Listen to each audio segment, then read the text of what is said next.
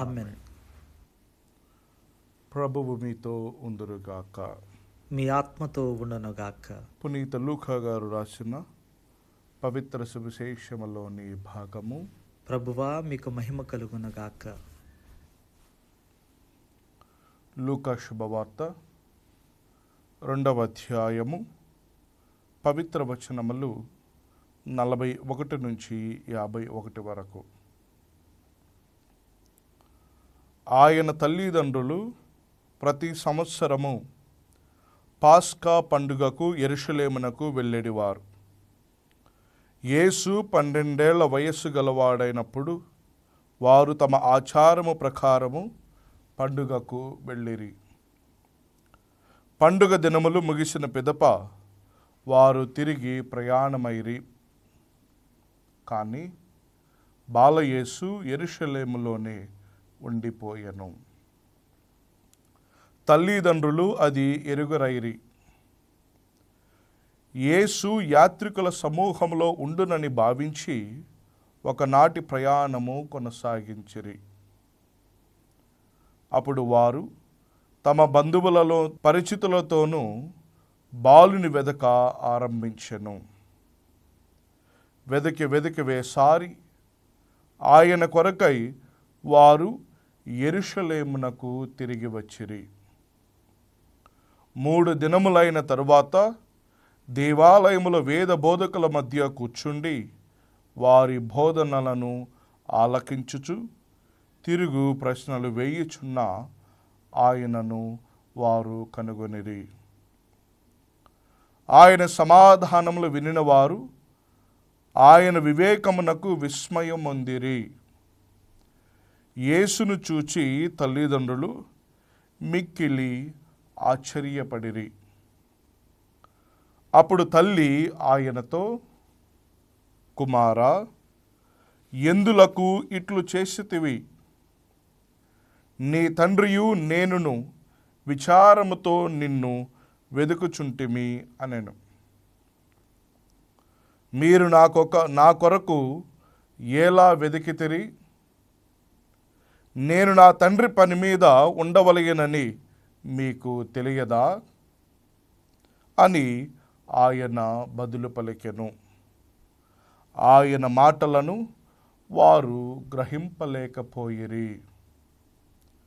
అంతట యేసు వారితో, నజరేతునకు తిరిగి వచ్చి తల్లిదండ్రులకు విధేయుడై ఉండెను.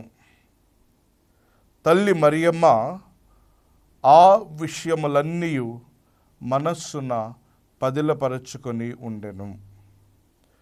యేసు జ్ఞానమందును ప్రాయమందును వర్ధిల్లుచు దేవుని అనుగ్రహములను ప్రజల ఆదరాభిమానములను పొందుచుండెను. ఇది క్రీస్తుని సువిశేషము. క్రీస్తువా మీకు స్తుతి కలుగునుగాక.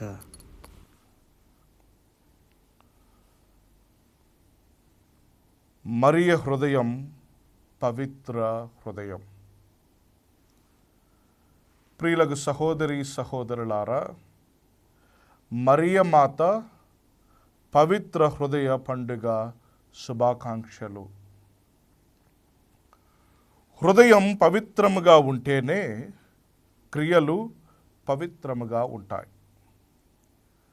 క్రియలు పవిత్రముగా ఉంటేనే విశ్వాసము పరిపూర్ణముగా ఉంటూ ఉన్నది. మన విశ్వాసమే మనల్ని పరలోక రాజ్యానికి నడిపిస్తూ ఉన్నది. మరియ మాతలోని నిష్కలంక హృదయము దేవుడు ఆమెకిచ్చినటువంటి ఒక గొప్ప కానుక. ఈ పవిత్ర హృదయమే దేవదేవుని తన హృదయములో మననము చేసే భాగ్యాన్ని, యోగ్యతను దేవుడు ఆమెకు ఇచ్చి ఉన్నాడు. అందుకనే మనము మత్తయి శుభవార్త 5వ అధ్యాయంలో చదువుతూ ఉంటాం, హృదయ శుద్ధి గలవారు ధన్యులు, వారు దేవుని దర్శింతురు. యేసు బోధన పరమార్థం ఇదే. మరియమాతకు దైవ దర్శనము కలిగిందంటే కేవలము ఆమె నిష్కలంక హృదయమే దానికి కారణము. ప్రియులకు సహోదరి సహోదరులారా, ఈరోజు మనము చదివినటువంటి ఈ సువిశేష పట్టణంలో 3 ముఖ్యమైనటువంటి విషయాలను మనం గమనించాలి. మరియ తల్లి ఏ విధముగా ఆ పవిత్రమైనటువంటి హృదయంలో దేవుని యొక్క మాటలను పదిలపరచుకున్నదో మనము గమనించాలి. మొట్టమొదటిగా యేసు ప్రభువు దేవాలయంలో తప్పిపోవడము. 12 సంవత్సరములు కలిగినటువంటి దివ్య బాలయేసువు ఒక పండుగకు వెళ్ళి దేవాలయంలో తప్పిపోవడము, ఇది గమనించాలి. దేవాలయంలో తప్పిపోవడము అంటే ప్రియులకు సహోదరి సహోదరులారా, మనము దేవునిలో లీనమైనప్పుడు, దేవుని యొక్క ప్రార్థనను అర్థం చేసుకున్నప్పుడు, దేవుడే సర్వస్వము అని అనుకున్నప్పుడు ప్రతి ఒక్కరు కూడా దేవాలయంలో తమ యొక్క సమయాన్ని, తమ యొక్క పనులను ప్రక్కన పెట్టి ప్రియులకు తప్పిపోవడము అంటూ ఉంటాం. ప్రభువు కూడా తన సమయాన్ని, తన యొక్క ప్రతి దానిని కూడా వదిలేసి దేవాలయంలో తప్పిపోవడాన్ని మనము చూస్తూ ఉన్నాం. ఇది చాలా గొప్పనైనటువంటి విషయం. ఈరోజు మన సమాజంలో, మన కథోలిక సమాజంలో ఎంతమంది బిడ్డలు దేవాలయంలో తప్పిపోతూ ఉన్నారు. దేవాలయంలో బిడ్డలను మనము పెంచుతూ ఉన్నాము. దేవునికి దగ్గరగా పిల్లలను తీసుకొని వెళుతూ ఉన్నాం. మరియ తల్లి నిష్కలంక మాత కాబట్టి, పవిత్రురాలు కాబట్టి, హృదయ శుద్ధి కలిగినటువంటి తల్లి కాబట్టి, ఇవన్నీ కూడా నా బిడ్డకు రావాలి అని బిడ్డను తీసుకొని దేవాలయానికి వెళుతూ ఉన్నది. అక్కడ దేవుడు తప్పిపోవడం అనేటువంటిది ఒక గొప్ప విషయమే. ఈరోజు మన బిడ్డలు కూడా దేవాలయంలో ఉంటే వేద బోధకుల మధ్య అటువంటి మాటలను మాట్లాడగలిగేటువంటి అదృష్టాన్ని మన బిడ్డలు కూడా పొందుకుంటారు. ఇక రెండవది ప్రియులకు దేవుని బిడ్డలారా, మొట్టమొదటిది దేవాలయంలో తప్పిపోవడం అయితే, రెండవది దేవాలయంలోనే దేవుని కనుగొనడము. అందుకనే ఈరోజు మనం చదువుతూ ఉంటాం, వారు తిరిగి ప్రయాణమైపోయి బాలయేసును యెరూషలేములో ఉండిపోయానని తెలుసుకొని వెళ్ళిపోయి వెనక్కి వెళ్ళినప్పుడు, దేవుని చూసినప్పుడు ప్రియులకు దేవుని బిడ్డలారా, ఒక తల్లిదండ్రులుగా వేద బోధకుల మధ్య ఉన్నటువంటి తన బిడ్డను చూసినటువంటి మరియ జోజప్పల గారు ఇద్దరు కూడా తమ హృదయమంతా నిండినటువంటి ఆనందముతో ఉన్నారు. తప్పిపోయాడు అనేటువంటి ఒక బాధను మరచిపోయి, వేద పండితుల మధ్య నా బిడ్డ దేవుని యొక్క వాక్యాన్ని బోధిస్తూ ఉన్నాడు, నా యొక్క బిడ్డ దేవుని యొక్క వాక్యాన్ని ఆలకిస్తూ ఉన్నాడు, దేవుని సమక్షంలో ఎదగవలసినటువంటి బిడ్డగా నా బిడ్డ మారుతూ ఉన్నాడు అని కనుగొన్నటువంటి తల్లిదండ్రులు ఎంతగానో సంతోషించారు. అది నిష్కలంకమైనటువంటి మాత ఉన్నటువంటి హృదయము. ప్రియులకు దేవుని బిడ్డలారా, మన జీవితంలో, మన యొక్క కుటుంబాలలో మనము చేయవలసినటువంటి విషయము కూడా ఇదే. మనము పాపము అనేటువంటి దానిలోని పడిపోయి దేవునికి దూరం అయిపోతూ ఉంటాం. దేవుడు ఏ విధముగానైతే బాలయేసు దేవాలయంలో కనుగొన్నాడో, మనము పాపం అనేటువంటి దానిలో కుంగిపోయి దేవునికి దూరమైనటువంటి సందర్భాలను గుర్తు తెచ్చుకోవాలి. నేను చేసినటువంటి పాపములే నన్ను దేవాలయానికి దూరం చేస్తూ ఉన్నాయి. నేను దేవాలయంలో అడుగు పెడితే నాలో ఉన్నటువంటి పాపపు జీవితము తగ్గిపోతూ ఉంటుంది. కాబట్టి నేను కూడా ప్రభువులాగా దేవాలయంలో కనుగొనబడాలి అనేటువంటిది మనందరం కూడా గమనించాలి. ఇక మూడవదిగా ప్రియులకు దేవుని బిడ్డలారా, ఒక ఆదర్శ దంపతులుగా మరియ జోజప్పల గారు కనబడుతూ ఉన్నారు. ఏ విధమైనటువంటి ఆదర్శ కుటుంబముగా కనబడుతూ ఉన్నారు అంటే, 3 రోజుల పాటు ప్రయాణము చేసినటువంటి వీరు ఒకరోజు ప్రయాణము తరువాత, అయ్యో మన మధ్య ఉండవలసినటువంటి దివ్య బాలయేసు మన దగ్గర లేడు కాబట్టి ఇదిగో నేను అలసిపోయాను కదా, నీవే వెళ్ళి వాడిని వెతుక్కొని తీసుకొని రా అని ఎప్పుడు తండ్రి అనలేదు, తల్లి కూడా అనలేదు. ఇద్దరు కూడా తిరిగి 3 రోజుల పాటు ప్రయాణము చేసి వెనక్కి వెళ్ళి తమ బిడ్డను కనుగొంటూ ఉన్నారు. చూడండి, ఒక తల్లిదండ్రులుగా వారు చేసినటువంటి బాధ్యత అది. ఒకవేళ ప్రభువు తప్పిపోవడానికి కారణం నువ్వే అని భార్యాభర్తలు ఇద్దరు కూడా ఎప్పుడు కూడా గొడవాడుకోలేదు. ఇగో నీ వల్లే తప్పిపోయాడు, ఇదిగో నీవు చేయి వదిలేసావు కాబట్టి తప్పిపోయాడు, నీకు అసలు బుద్ధి ఉందా అని ఏనాడు కూడా వారు మాట్లాడుకోలేదు. ఏమంటూ ఉన్నారు? ఇద్దరు కూడా కలిసి ఒక ఆదర్శవంతమైనటువంటి భార్యాభర్తలుగా దేవాలయంలోకి వెళుతూ ఉన్నారు. ఎక్కడ పోగొట్టుకున్నామో అక్కడే సంపాదించుకోవాలి అనేటువంటి మాట మనం చూస్తూ ఉంటాం. ఎక్కడ వదిలిపెట్టామో కుటుంబీకులుగా, తల్లిదండ్రులుగా మన బాధ్యత మన బిడ్డను ఎక్కడ పోగొట్టుకున్నామో అక్కడ నుండి మరలా తీసుకుని రావాలి.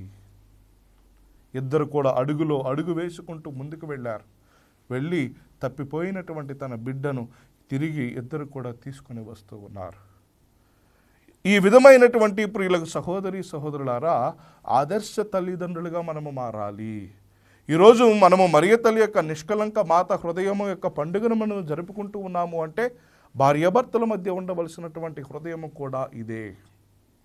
హృదయముతో నిండినటువంటి మాటలు, ప్రేమతో నిండినటువంటి ఆలోచనలు, వీటి ద్వారా మనము ఎప్పుడు కూడా పదిలపరుచుకోవడానికి ప్రయత్నం చేయాలి.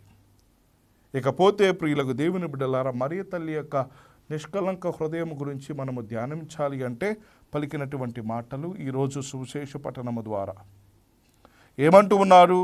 ఈరోజు మనము చదివినటువంటి సువిశేష పఠనం కాకుండా లూకా శుభవార్త 2వ అధ్యాయము 19వ వచనంలో మనము చదువుతూ ఉంటాం. ఏమని? కాని మరియమ్మ అంతయు తన మనస్సున పదిలపరుచుకొని మననము చేయుచుండెను అంటూ ఉన్న అంతా కూడా తప్పిపోయినటువంటి కుమారుడి గురించి ఆలోచన చేస్తూనే గాబ్రియేలు దూత వచ్చి పలికినటువంటి మాటలను, పారిపోవాలి అని చెప్పినప్పుడు పారిపోయినప్పుడు యెరూషలేము నుండి, ఇవన్నీ కూడా ప్రతీది కూడా మననము చేయుచుండెను తన హృదయములో పెట్టుకొని. మత్తయి శుభవార్త 6వ అధ్యాయం 21వ వచనంలో కూడా చదువుతూ ఉంటాం. నీ సంపద ఎక్కడ ఉంటే అక్కడ నీ యొక్క ఆలోచనలు కూడా ఉంటాయి. మరియ తల్లి యొక్క సంపద అంతా కూడా ప్రభువే. మరియ తల్లి యొక్క సంపద అంతా కూడా ఈ దివ్య బాలయేసును ఏ విధముగా దేవునికి అర్పించాలి అనేటువంటి ఆలోచనే. మరియ తల్లి యొక్క ఆలోచన అంతా కూడా ఈ దివ్య బాలయేసు ఎదిగేటువంటి సమయంలో నేను ఏ విధముగా సహాయం చేయగలను అనేటువంటి ఆలోచనతోనే, అటువంటి పవిత్ర హృదయంతోనే జీవించింది. కాబట్టే ప్రియులకు దేవుని బిడ్డలారా, మరియ తల్లి యొక్క హృదయము పవిత్రమైనటువంటి హృదయము. ఈరోజు మనము గమనించాలి, మరియ తల్లిలాగా నీ యొక్క ఆలోచన, నీ సంపద ఎక్కడ ఉంటే అక్కడ నీ ఆలోచనలు ఉంటాయని మత్తయి శుభవార్త 6వ అధ్యాయంలో మనం చదువుతూ ఉన్నాము కదా. మరి నీ యొక్క హృదయము ఎక్కడ ఉన్నది? నీ యొక్క హృదయము దేనితో నిండి ఉన్నది? కొంతమంది యొక్క హృదయాలు ప్రియులకు దేవుని బిడ్డలారా కోపముతోనూ, ఈర్ష్యతోనూ, ద్వేషముతోనూ, అసూయతోనూ, ఇతరుల పట్ల కోపతాపాలతో నిండిపోతూ ఉంటూ ఉన్నది. మరి మరియ తల్లి యొక్క పండుగను జరుపుకునేటువంటి నీవు నీ హృదయాన్ని మరియ తల్లిలాగా ఆ మనస్సును పదిలపరుచుకొని మననము చేసేటువంటి హృదయముగా ఉన్నదా? పవిత్ర హృదయముగా మారుతూ ఉన్నదా? దానికి కావలసినటువంటి పద్ధతిలో నీ యొక్క జీవితాన్ని నీవు మార్చుకుంటూ ఉన్నావా? వీటన్నిటిని కూడా మనము ధ్యానము చేయాలి. అప్పుడే ఈ మరియ తల్లి యొక్క పండుగకు ఒక పరమార్థాన్ని ఇచ్చినటువంటి వారముగా మారుతూ ఉంటాం. కాబట్టి ప్రియ సహోదరి సహోదరులారా, మరియ హృదయము పవిత్ర హృదయముగా మారింది అంటే కేవలము ప్రతీది కూడా తన మనసున పెట్టుకొని పదిలపరుచుకున్నటువంటి ఆ తల్లి యొక్క దీవెనలు మనతో ఉండాలి అంటే మనము కూడా ఆ విధమైనటువంటి పవిత్రమైనటువంటి జీవితాన్ని, ఆ పదిలపరుచుకునేటువంటి హృదయాన్ని దేవుడు మనకందరికీ కూడా ప్రసాదించాలి అని ప్రార్థన చేసుకుందాం. ఆమేన్.